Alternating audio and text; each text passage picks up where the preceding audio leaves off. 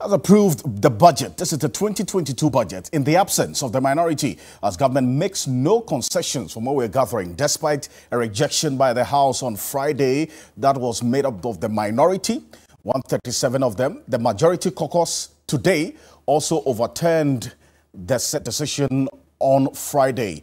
And this is what is generating a lot of conversation about this 8th Parliament. What we don't know is that clearly it was an unprecedented representation in this 8th Parliament, 137, an independent candidate was going to keep giving, but not at the expense of the Ghanaian people. Now, with what's happened today, questions have been raised about this Parliament standing orders. Follow me closely. This is what Parliament standing orders talks about, 108.1, specifically pertaining to what happened today.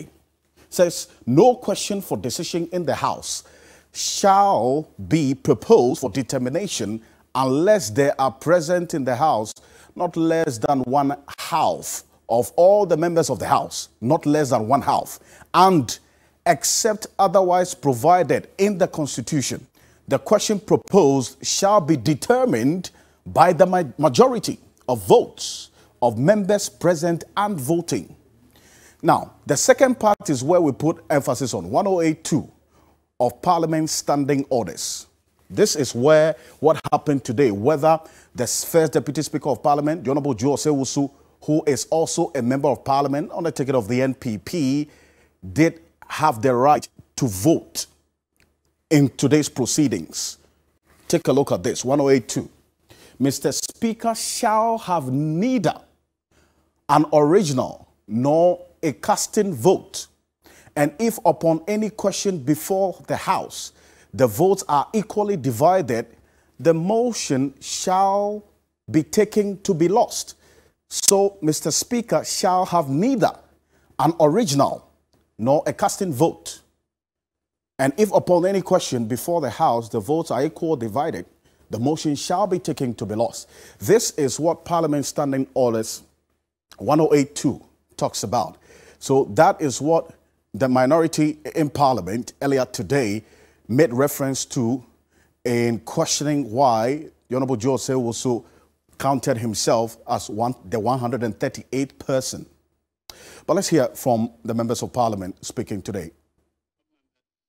The motion that was moved by the Honorable Minister and have been debated is now ready for a decision to be taken. We have already determined that the appropriate number. We're going to bring you back shortly, but that was Honorable Joe Osei-Owusu, who actually presided over Parliament's proceedings today. He is the first Deputy Speaker of Parliament. He's a member of Parliament. And then the counting, which he said is 138, because then they became the majority to be able to take this decision today. That's what's been questioned based on this, whether he had the right to actually vote. But the minority has hit back at the majority side over the proceedings in the House earlier today. Let's take a look. This budget was approved with concessions. Concessions are known to the Parliament of Ghana and concessions are known to us. And that we decided to stand strong because we do not support the introduction of an e-levy. We have repeatedly cautioned that it will take us back into what we have been trying to do to a cash functional economy and affect the development of a digital economy, and they are just being opportunistic and exploitative with those particular issues. If they claim that they respect the Constitution, they must respect the fact that today's decision is a constitutional nullity because the Deputy Speaker has no original nor casting vote, nothing more.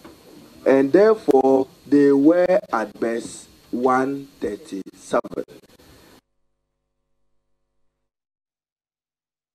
Well, that's the minority leader, Haruna Iddrisu, talking there. There's a reason why he talks about the fact that they are 137, because originally, if the Speaker is sitting as per this standing order, his vote is not counted as per Parliament standing order. Lawyer is joining us on that's on Zoom right now. Lawyer Justice Abdullahi. He's a constitutional lawyer. He understands the proceedings and what's happened today. Lawyer, good evening to you. Thank you for your time this evening. So we saw what happened on Friday. The Speaker, Albert Bagbin, great. He presided over the minority's disapproval of the budget. Today, we've seen the majority with the First Deputy Speaker sitting and approving the 2022 budget with 137 members of parliament. How do we react to all of this that's happened from Friday to today? Alfred, you know my reaction already, that this is very good for our democracy. It's healthy and it should be supported. And indeed, it's a clarion call on all stakeholders that indeed our hitherto parliament that used to be simply a rubber stamping parliament is giving way to a healthy democratic development with that sort of urgent need for consultative engagements for decision making. And a failure to do so, the ramifications are clear, and that is what is unfolding before all of us. I think all sides should at this moment remember that we no longer have that kind of authoritarian parliament that we have had in the past, where sometimes one side would have as much as 164 members as against the other side, which would barely boost of 100. And so this is very good, and I love every single minute of everything that is unfolding.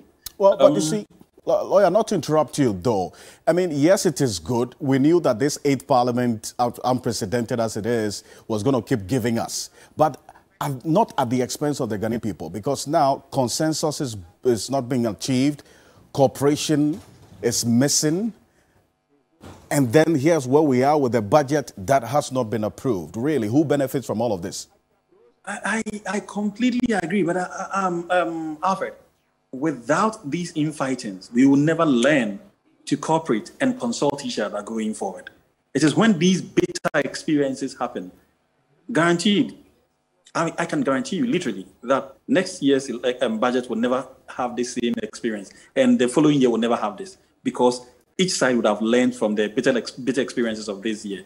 And so, unless, of course, somebody wouldn't think of that, then of course, then I'd probably understand you. Otherwise, this is very healthy and it's very good for our democratic credentials. Except with the speaker voting, I mean, casting an original vote, which I know is not the subject of this particular discussion, but if it comes up, I think that is the only no-go area in this whole issue that unfolded before us. The speaker doesn't have that constitutional right at all. In fact, particularly coming from people who were challenging the rejection on the basis of constitutionality, I did not expect that they would in turn get involved in yet further unconstitutional conduct. I didn't expect that to happen at all. But unfortunately, we have had that also happen. I think in our bid to expeditiously get done what we do not have the authority to do, we all get into the frenzy of doing the unlawful things.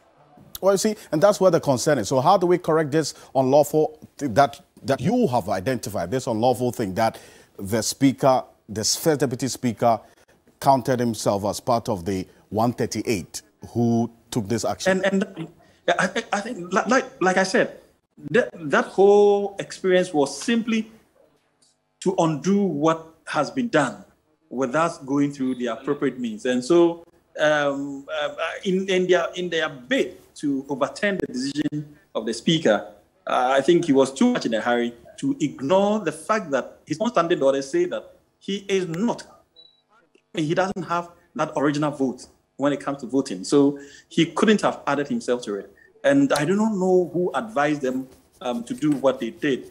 Because if you listen to me on Saturday, I had cautioned that the right way to go is to have that dialogue. And that would have been the best way of resolving this whole mess that we find ourselves in. Dialogue would have resolved all the, in fact, the potential problem that would ensue when the speaker resumes sitting 2 weeks or 3 weeks from today. I know this matter will come up and it will come back biting all of us. Unfortunately. Lawyer Justice Abdullahi, thank you so much. He's a private legal practitioner joining us. Consensus, cooperation, and the dialogue is missing. And my colleague, Komla Kluche, who's a parliamentary correspondent, sat through the entire proceedings from morning till today. He joins us in studio. Portia. Yes, thank you so much, Alfred. And Komla Kluche was in Parliament, like Alfred said.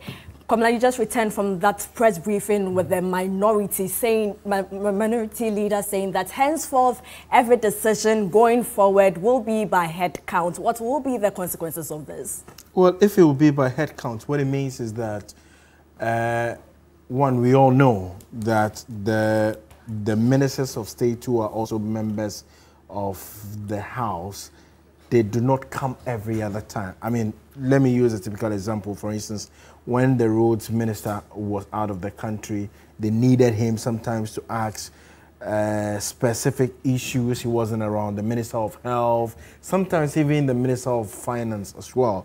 But the Minister of Finance is not a member of the House. So if it comes to decisions of the House where numbers will play, where ministers of state are not in the chamber, then the numbers would be an issue herein. But then it also tells the number of MPs who will come from the minority side.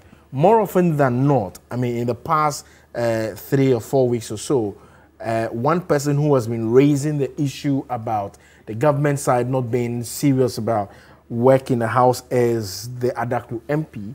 He's always raised the concerns that Parliament advertises the commencement of business at 10 in the morning or 10 a.m. But then the minority side, Mr. Speaker, are always there on time, but the majority side or the government side that should make the advancement of the business do not come on time. And when they even come, not many of them are there.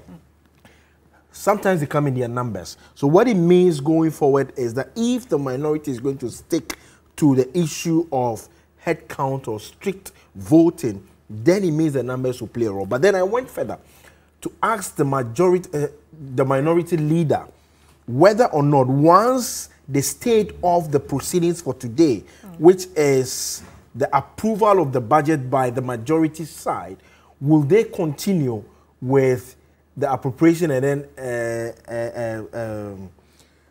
the estimates? The response he gave me was that consensus has fallen a victim now, that he thinks going forward they will go strictly according to what they want. Now, Komla, paint a picture of exactly what happened in the House today before the drama unfolded. So let me say that sitting, which was advertised to start at 10 a.m., it delayed for several hours. From 10 o'clock, sitting started almost at 4 p.m. And this was because there were caucus meetings, negotiations, wanting to build a consensus here and there. Yes, indeed, both sides had agreed or have agreed that they met the Minister of Finance. They also met other party bigwigs who have control over the two sides. And the issues that the minority raised was what the Minister of Finance clearly wanted to deal with. So if you listen to him speak on the floor, what he said was that the concerns the minority raised, yes, they had met them and wanting to agree with them. So the issue of the tidal waves in the Keta area or the Blekusu one, they said they have agreed that they will do something about it. That of Ejapa, which they raised as well, they said it will be off because there's no estimation for that in the budget. The issue about the benchmark, where he said some further consultations needed to have been done.